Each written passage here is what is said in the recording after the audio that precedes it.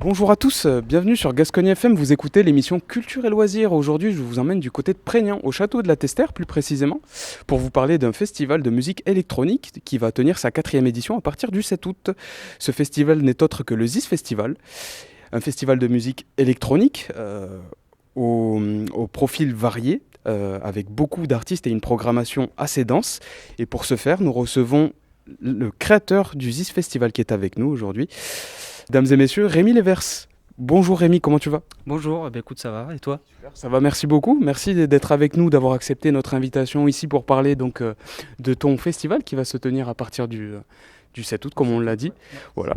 Donc, au programme de la musique électro. Avant de parler de cette quatrième édition, on va revenir un petit peu au fondement du ZIS Festival, parler un petit peu de son origine, etc.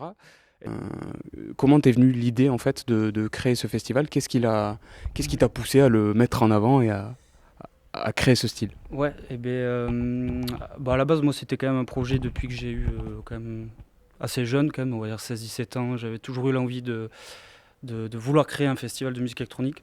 Parce que j'ai toujours été dans ce style de musique. Je mixais un peu de la musique électronique, donc je baignais déjà un peu dans ce milieu où j'étais à fond sur la musique électronique. Donc j'avais toujours ce projet-là. Et puis je suis parti à Bruxelles, du coup, pour faire une formation son, lumière, vidéo. Et j'en ai parlé du coup à une amie et avec qui était très motivée du coup pour le monter avec moi. Et donc voilà, petit à petit, on a commencé à créer l'association ZIS, à commencer à réfléchir à la DA, à ce qu'on voulait représenter notre festival. Et ensuite, du coup, on en a parlé à nos copains, tu vois, à nos amis d'enfance et pas que. Et on s'est entouré, et puis voilà, et petit à petit, on a fait la première édition qui a eu lieu il y a 3 ans, c'est ça. 2023, Eh ouais, ouais, ça c'est fait. ça. Et alors, c'est quoi un petit peu le. Est-ce que tu peux nous parler de l'esprit de ce festival? Quelles sont pas les valeurs, mais tu vois, l'ambiance qui est prônée? Qu'est-ce que vous avez souhaité mettre en avant et est-ce que c'est quelque chose que vous mettez encore en avant aujourd'hui? Je dirais que, bon, au-delà de la programmation, ça met en avant, on va dire, un esprit de retrouvailles entre amis, surtout. C'est quand même, on est une bande de copains, comme on est un peu dispersés partout dans toute la France, c'est un peu le moment où on se retrouve tous et on crée un projet ensemble. Vous étiez à l'école ensemble? Ouais, pas que, surtout, on a fait une école de cirque quand on était adolescent, une école amateur, le Pop Circus d'ailleurs, à Auch. Et c'est là où on a grandi ensemble, donc on est un peu une team bien soudée, voilà. Ça se passe plutôt bien, c'est chouette ça. Ouais, ouais, carrément. Et du coup, ouais, c'est surtout une retrouvaille entre amis. Et ensuite, voilà, c'est plutôt une démarche de partager nos passions, quoi. Donc, que ce soit, du coup, bon, bien sûr, la musique électronique, mais aussi le cirque, la danse, voilà, un peu tout ce qui gravite autour de la musique électronique et le monde de l'art, quoi, on va dire. Pour cette quatrième édition, justement, tu parlais de combiner un petit peu tous les arts ensemble, les arts Mm. du spectacle finalement. Ouais. Euh, il me semble que sur cette programmation, il y a un des groupes qui fait ça, qui fait cette Ouais, qui qui, mène, qui mêle danse et musique électro, ouais. Donc c'est Synergie, c'est Ouais, ça? Est-ce que tu peux nous parler de ce groupe? eh bien ouais, du coup donc c'est un groupe c'est un crew qui est à l'origine de Paris. Et donc c'est des danseurs donc électro, donc ils ont un crew à Paris où ils font beaucoup de battles. Ils sont en groupe, je crois 5 ou 6, je sais plus exactement, mais voilà, où du coup ils proposent DJ set et battle de danse et du coup et danse, tu vois, électro. Et ils nous ont proposé, parce que dans ce crew il y a Mathis du coup qui fait partie de l'organisation aussi du ZIS Festival, qui nous a proposé du coup de ramener son crew du coup pour cette édition et aussi mêler la danse à la musique électronique du coup ce qui est censé quoi. Voilà. Qu'est-ce que je voulais te dire? Dis-moi. Ouais, c'est ça. Comme on a fait ouais, ça fait quand même plusieurs années où on essaye de ramener la danse dans le. Voilà, il y a toujours eu un peu des performances danse pendant les DJ sets. Ouais. Et là, cette année, on a vraiment un groupe qui, du coup, qui joue, qui font un DJ set et en même temps qui danse. C'est dans la même. Voilà. Dans la même DA. Ouais, c'est ça. Alors, on va parler un petit peu des styles qui sont mis en avant. On a des styles très variés, mais j'ai remarqué sur cette programmation, en tout cas de cette édition, que ça gravitait beaucoup autour de la techno, mais qu'il y avait beaucoup d'alternatives à la techno. Tu vois, je pense à ceux qui font de la techno, mais aussi de l'acide et de la néo-rave comme Milio Rwando. Oui. Miri aussi qui fait de la tech, et de l'organic house qui combine un peu tout. Comment finalement se font ces choix pour vous au niveau de la programmation? Comment vous arrivez à vous dire, bah, tiens, ces artistes-là, même s'ils font des alternatives différentes de la tech, il y a moyen de les regrouper pour Mm. Bah, faire toute mm, une symbiose. mm. Ben, c'est assez simple. On essaye, nous, de faire une programmation qui monte en énergie. Donc, forcément, il y a certains styles qui correspondent plus à une certaine heure, on va dire. Donc, et puis la musique électronique est assez large, donc tu as des genres, des sous-genres, voilà, et du coup plusieurs énergies. Et du coup, on va dire, on essaye de choisir nos artistes en fonction de l'énergie qu'on cherche à tel moment, quoi. Donc là, par exemple, on commence notre soirée avec Jakarta qui fait de la house. Du coup, voilà, il y aura encore le soleil. Voilà, c'est plutôt une ambiance cocktail, soleil. Voilà, ensuite, on enchaîne avec Miri, du coup, qui est plutôt mélodie techno, comme tu disais, organic house. Donc coucher de soleil, voilà. Et plus haut on progresse, et plus on monte en énergie, et plus une atmosphère. On se rapproche de la nuit De la finalement. nuit, ouais, c'est ça. C'est ça, c'est ce qui est un petit peu. C'est bien cet ordre chronologique, ça permet peut-être aux festivaliers de s'adapter à un rythme, tu Ouais, vois. voilà, c'est ça aussi. On essaye aussi pour le grand public d'essayer de les amener à aussi à une techno aussi plus agressive et voilà, une musique aussi, voilà. Ok. Parce que ça peut surprendre aussi, Oui, voilà, c'est sûr. pour des amateurs de musique aussi. Voilà. Alors, ce festival donc, qui se tient, on l'a dit, au château de la Testère à Prégnant, donc se déroule finalement sur 2 jours, si on tient compte de la durée, Oui, tu vois, oui, parce qu'il dure jusqu'au 17h à 5 heures du matin. 5h du matin, ouais. Mais bon, bon, on est quand même considéré comme un festival D'un jour, oui. d'un jour, ouais. Ok. Et alors, les festivaliers et tout ça qui sont. Qui peut-être ne connaissent pas encore le ZIS Festival ou qui souhaiteraient s'y rendre cet été, quelles sont les possibilités quant à eux pour peut-être se restaurer, s'héberger, etc. Vous avez des stands sur place? Ouais, on a tout ça, ouais, on a une restauration sur place, donc bon, on l'a déjà en interne, on n'a pas de food truck, mais c'est nous qui faisons le food truck. Donc voilà, il y a une restauration, il y a un bar évidemment. Et ensuite, on a un camping aussi pour éviter du coup que les gens repartent. Enfin, en tout cas, ils peuvent rester sur place, quoi, pour éviter qu'ils reprennent la voiture ensuite. Et ouais, et ensuite, voilà, il y a des toilettes, bien évidemment, et des stands. On a des stands, ouais, on appelle ça le marché. On a plusieurs stands, donc il y a des friperies, il y a des stands de prévention, des friperies, des tatoueurs.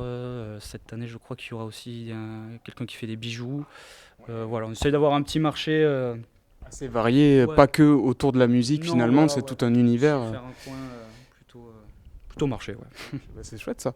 Tu parlais justement de friperie. Je me souviens moi que l'année dernière il y avait Rétro Colette. Je sais pas si Oui. tu vois un Oui, petit oui, peu. ouais.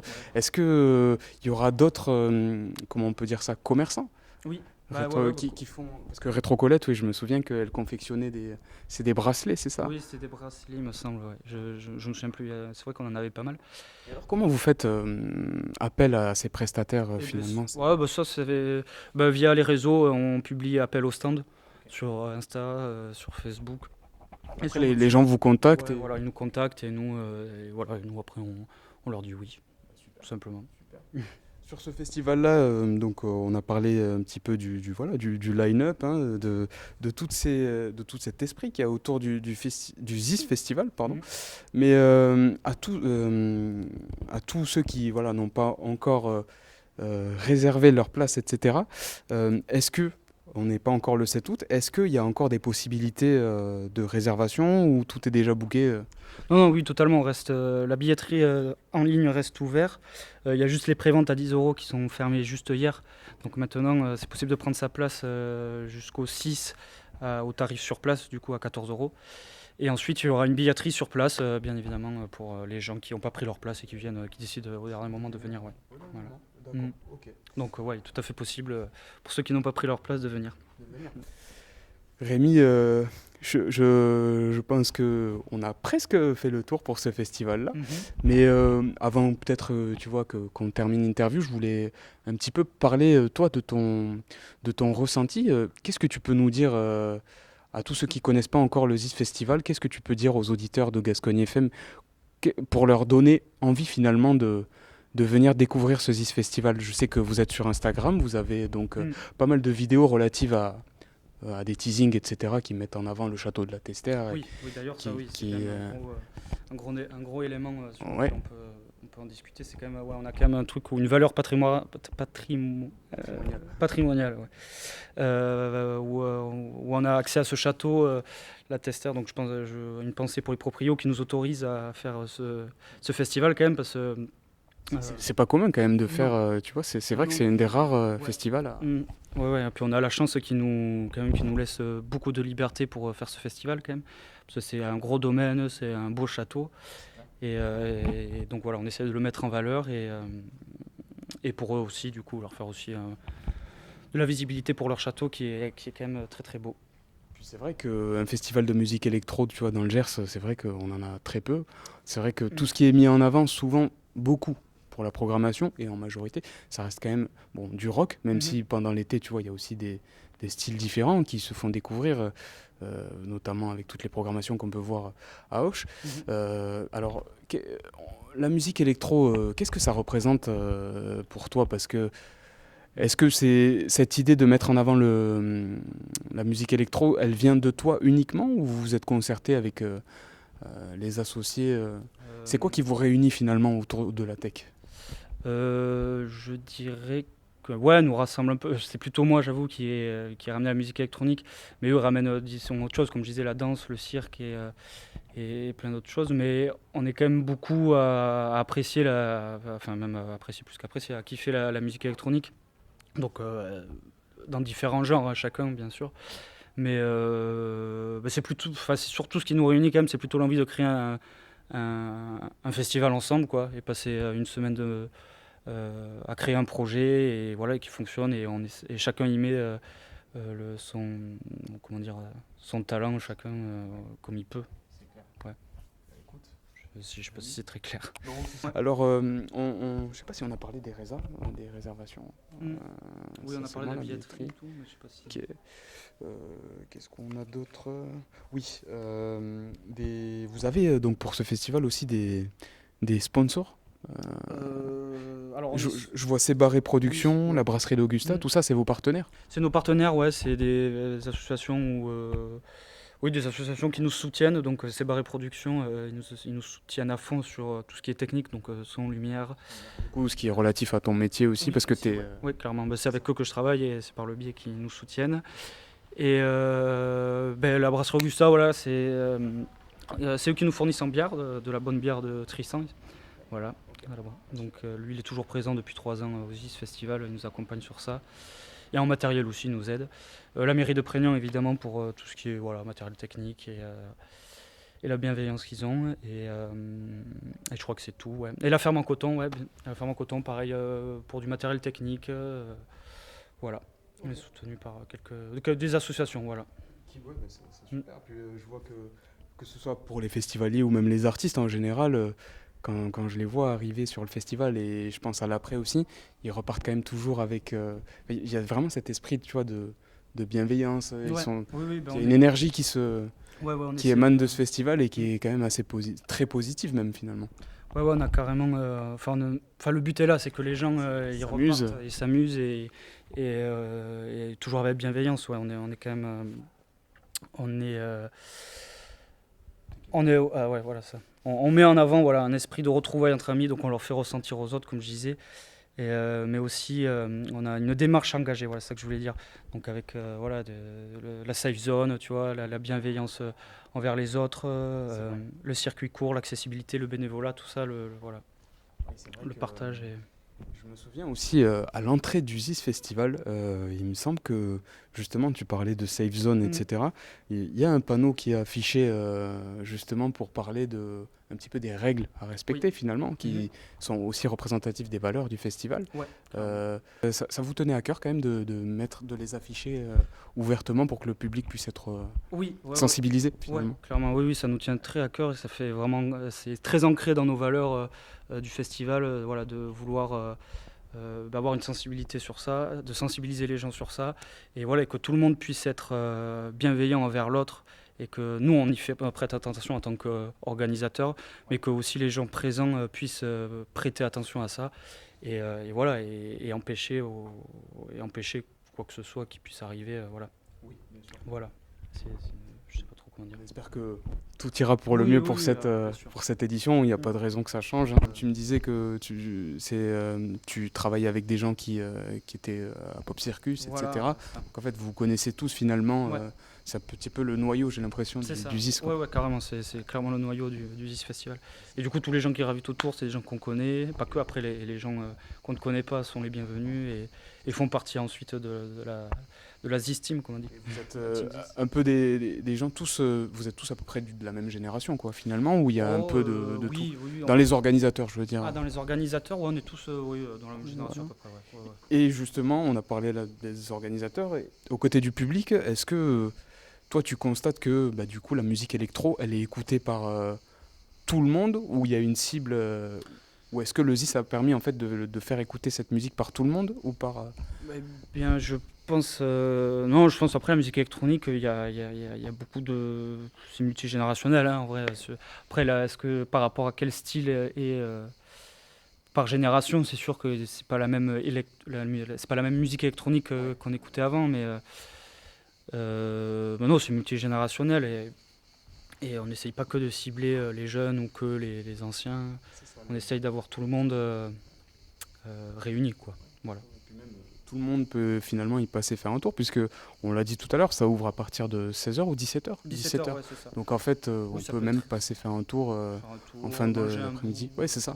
manger un bout, boire un coup, aller faire un tour au marché, écouter un peu de musique. Et puis rentrer à la maison. Mais c'est super. Ben, Rémi, merci beaucoup pour ta présence et d'avoir été avec nous donc dans cette émission Culture et Loisirs sur Gascogne FM. Peut-être avant que l'on se quitte, est-ce que tu as un dernier message à faire passer à nos auditeurs ou pas du tout, ou parler, si tu devais dire 3 mots sur le festival, qu'est-ce qu'on peut retenir pour donner justement davantage envie aux auditeurs à venir se mobiliser autour de la culture? La bienveillance, du fun et de la danse. Eh bien, Je dirais. j'espère que les auditeurs seront au rendez-vous. En tout cas, nous, on sera là pour mettre en avant le festival comme on a pu le faire sur la précédente édition. Rémi, je te remercie beaucoup. Eh bien, pas de souci, merci à toi. Pour l'émission et pour ta présence, pour toutes ces explications relatives au festival. J'espère que l'émission t'a plu, et parce qu'il me semble que c'était une première en radio pour toi, donc je pense que Oui. l'exercice est plutôt réussi, parce que tu t'es quand même vachement bien exprimé. Bon, ben, merci. C'est ça, franchement. Non, vraiment, je te remercie. Eh bien, pas de souci. Chers auditeurs, je vous remercie de votre écoute, et nous vous disons à très bientôt dans l'émission Culture et Loisirs sur Gascogne FM. Vous souhaitant une belle soirée. Au revoir.